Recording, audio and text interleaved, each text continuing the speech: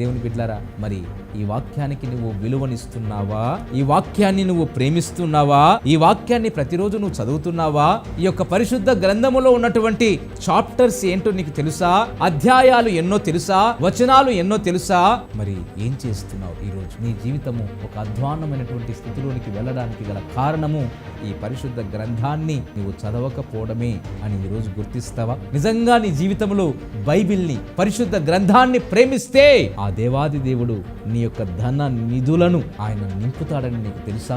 ఈ వాక్యాన్ని గనక నువ్వు ప్రేమిస్తే, వాక్యమై ఉన్నటువంటి దేవుణ్ణి నువ్వు గనక ప్రేమిస్తే, ఆయన అంటున్నాడు, నన్ను ప్రేమించు వారిని ఆస్తికర్తలుగా చేస్తా, వారి ధన నిధులను నేను నింపుతాను, సంతోషము, సమాధానము, ఆనందము, సమృద్ధి వారి గృహాల్లో ఉంచుతాను. మరి వాక్యానికి నువ్వు చోటిస్తున్నావా? వాక్యానికి నువ్వు విలువనిస్తున్నావా? వాక్యాన్ని నువ్వు ప్రేమిస్తున్నావా? పూర్తిగా స్పష్టంగా మాట్లాడుతున్నాడు. ప్రియ సహోదరుడా, ప్రియ సహోదరి, ఎంతకాలం అయింది ఇదిగో నీ యొక్క పరిశుద్ధ గ్రంథాన్ని తెరవక, ఆ యొక్క అలమారాలో పెట్టి దుమ్ము దులిపి ఒక ఆదివారం రోజు మాత్రమే ఈ బైబిల్ గ్రంథాన్ని నువ్వు తీసుకుని వెళ్తున్నావా? లేక ఈ బైబిల్ గ్రంథం కూడా అవసరం లేదు, నా సెల్ ఫోన్ లో ఉంది కదా అని ఇదిగో అన్ని కూడా చూసేటువంటి భయంకరమైనటువంటి అశ్లీలమైనటువంటి దృశ్యాలు చూసేటువంటి ఆ సెల్ ఫోన్ లో కూడా ఆ బైబిల్ని పెట్టుకొని నీవు మలినమైపోతున్నావా?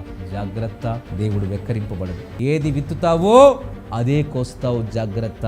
పరిశుద్ధ గ్రంథాన్ని నువ్వు పరిశుద్ధంగానే చూడాలి, పరిశుద్ధ గ్రంథాన్ని పరిశుద్ధంగానే నువ్వు చదవాలి.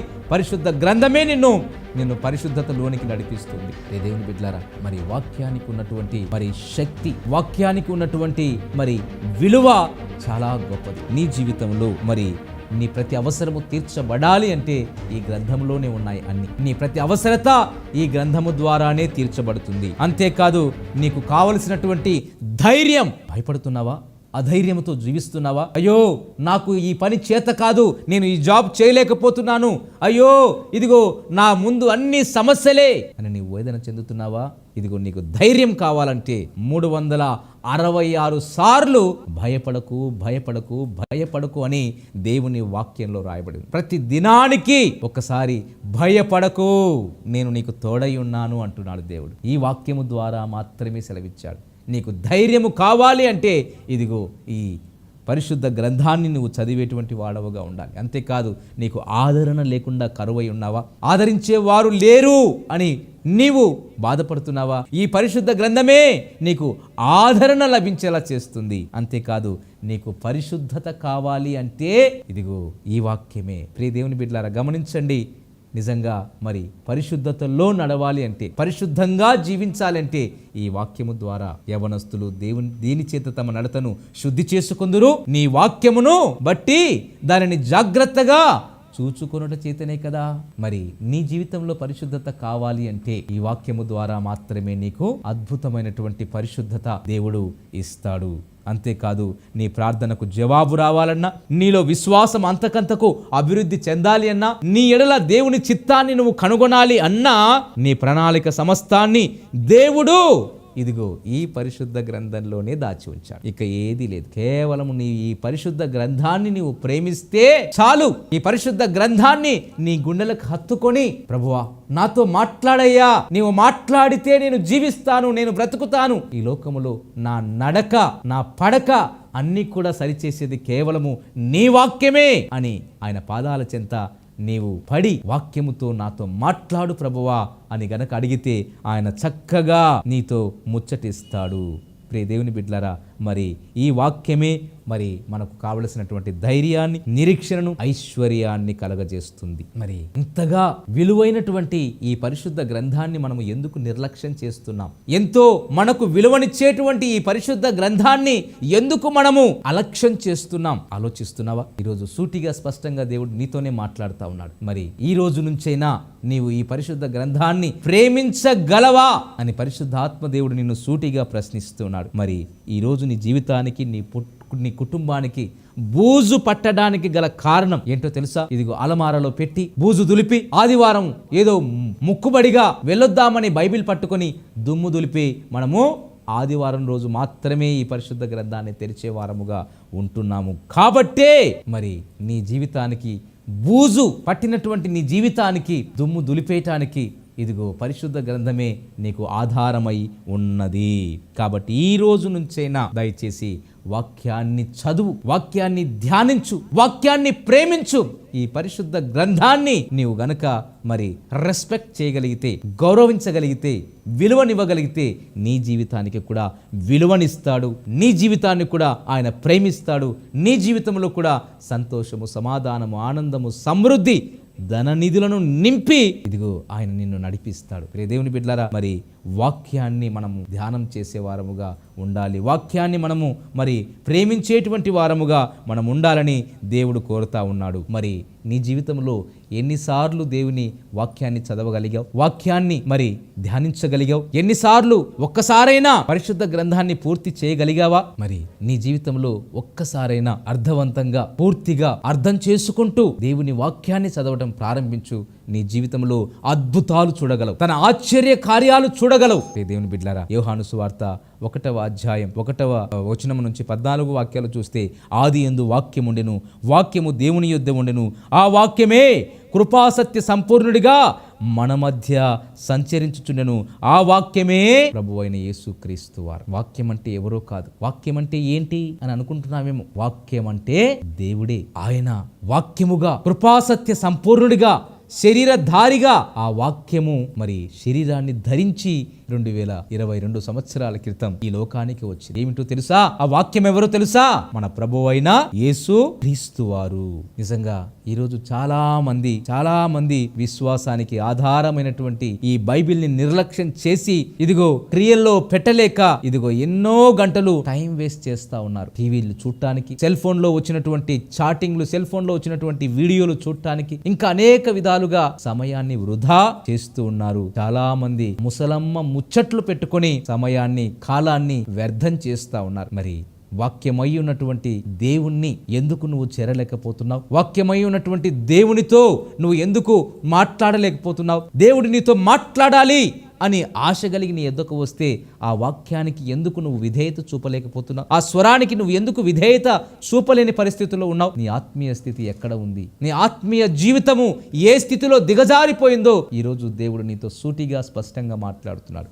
ఈ రోజు నుంచైనా లెమ్ము, తేజరిల్లుము, నీకు వెలుగు వచ్చి ఉన్నది. ఈ రోజు ఈ వాక్యం నువ్వు వింటున్నావంటే నువ్వు ఎంత అదృష్టవంతుడివో. ఈ వాక్యాన్ని నువ్వు వినగలుగుతున్నావంటే ఎంత అదృష్టవంతుడివో. దేవుని బిడ్డలారా, ఎందరికో ఈ గొప్ప భాగ్యము లేదు. ఈ గొప్ప భాగ్యము లేక ఇదిగో కాలగర్భంలో కలిసిపోయిన వారు ఉన్నారు. కానీ నిన్ను మాత్రము కాలగర్భంలో కలిసిపోకుండా తన సన్నిధిలో నిలవబెట్టాడంటే అది దేవుని మహాకృప. మరి వాక్యానికి నువ్వు విలువనిస్తావా? సమయాన్ని నువ్వు వ్యర్థం చేయకుండా దేవుని వాక్యాన్ని చదవటానికి నీవు సమయం దేవునికి ఇస్తావా? దేవుడు నీతో మాట్లాడుతున్నాడు. ఈరోజు ఎంతో మంది ఆ విధంగా ఉండక సమయాన్ని వ్యర్థం చేసేవారు, వృధా చేసేవారు ఉంటున్నారు. ఎంత విచారకరమో ఆలోచించేయండి. ఆ విచారకరమైనటువంటి స్థితిలోనికి నువ్వు రాకుండా ఉండాలి అంటే వాక్యాన్ని నువ్వు ప్రేమించేవాడవుగా ఉండాలి. ఎవరైతే వాక్యాన్ని ప్రేమిస్తారో, ఎవరైతే వాక్యాన్ని చదివి ధ్యానిస్తారో, ఎవరైతే తమ హృదయంలో ఈ వాక్యాన్ని పెట్టుకుని క్రియల్లో కనబరుస్తారో వారిని దేవుడు బహుగా ప్రేమించి దీవిస్తాడు. గమనించండి. మరి ఇక నుంచైనా మనము ఈ బైబిల్ని మోసే వారముగా కాకుండా చదివే వారముగా, వాటిని క్రియల్లో కనబరిచే వారముగా ఉండాలని దేవుడు ఆశిస్తా ఉన్నాడు. మోయటమే కాదు, ఈ వాక్యాన్ని నీ హృదయములో దాచుకోవాలి. మరి ఎప్పుడైతే ఇది చేయగలుగుతావో, క్రియల్లో నువ్వు కనబరచగలుగుతావో, నిజంగా నీ జీవితంలో అద్భుత ఆశ్చర్య కార్యాలు చూడగలవు. ప్రియ దేవుని బిడ్డలారా, మరి కీర్తనాకారుడైనటువంటి దావీదు 119వ కీర్తన 11వ వచనంలో ఒక చక్కటి మాట రాస్తా ఉన్నాడు. చూడండి. నీ ఎదుట నేను పాపము చేయకుండునట్లు నా హృదయములో నీ వాక్యము ఉంచుకొని ఉన్నాను. ఎంత గొప్ప మాట! తన హృదయములో పాపానికి చోటు ఇవ్వకుండా ఉండాలి అంటే తాను చేస్తున్నటువంటి మరి ఒక అద్భుతమైనటువంటి ఫార్ములా, ఒక సీక్రెట్ తాను చెబుతా ఉన్నాడు. నీవు శోధనలో ప్రవేశించకుండా ఉండాలి అంటే, నీ జీవితంలో పాపము చేయకుండా జాగ్రత్త పడాలి అంటే, నీ జీవితంలో ఏ సమస్యకైనా సొల్యూషన్ కావాలి అంటే ఇదిగో తాను చేస్తున్నది ఏంటో తెలుసా? నీ ఎదుట నేను పాపము చేయకుండానట్లు నా హృదయములో నీ వాక్యము ఉంచుకున్నాను. వాక్యము అయినటువంటి దేవుణ్ణి హృదయములో గనక నీవు ఉంచుకోగలిగితే ఇక నీ జీవితంలో అన్ని విజయాలే, నీ జీవితంలో అన్ని కూడా సాధ్యమే. దేవుని బిడ్డలారా, మరి ఈ వాక్యాన్ని మన హృదయంలో భద్రపరచుకోవాలంటే ముందుగా నువ్వు చేయాల్సింది దేవుని వాక్యాన్ని ప్రేమించటం. దేవుని వాక్యాన్ని నువ్వు ఎంతగా ప్రేమిస్తావో, ఎంతగా ఇష్టంగా చూస్తావో నీ జీవితంలో అన్నీ కూడా సులువే. ఎందుకంటే మరి చాలామందిని మనము ఈ విధంగా చెబుతూ ఉంటాం, నీవు చదవాల్సింది కష్టపడి కాదురా నాయన, ఇష్టపడి చదువు అంటాం కదా. ఎవరైతే కష్టంతో దానిని ప్రేమిస్తారో దానివల్ల ఉపయోగం లేదు. ఇష్టముతో ఎవరైతే మరి దానిని ప్రేమిస్తారో వారి జీవితాల్లో అద్భుతమైన ఆశ్చర్య కార్యాలు చూడగలం. కాబట్టి ప్రియ దేవుని బిడ్డలారా, మరి దేవుని వాక్యము యొక్క ప్రయోజనాలు ఏంటో తెలుసా మీకు? దేవుని వాక్యము మన విశ్వాసాన్ని పెంపొందిస్తుంది. అంతేకాదు దేవుని వాక్యము మనకు నూతన జన్మనిస్తుంది. దేవుని వాక్యము మనకు నిరీక్షణ కలగజేస్తుంది. దేవుని వాక్యము మనల్ని పరిశుద్ధపరుస్తుంది. దేవుని వాక్యము మన ప్రతి అవసరతను తీరుస్తుంది. దేవుని వాక్యము నీకు విశేషమైనటువంటి జ్ఞానాన్ని ఇస్తుంది. దేవుని వాక్యము ఇదిగో సాతానును జయింపజేస్తుంది. దేవుని వాక్యము నిన్ను సత్యములోనికి నడిపిస్తుంది. దేవుని వాక్యము నీకు మార్గము చూపిస్తుంది. దేవుని వాక్యము నీకు సంతోషాన్ని ఇస్తుంది.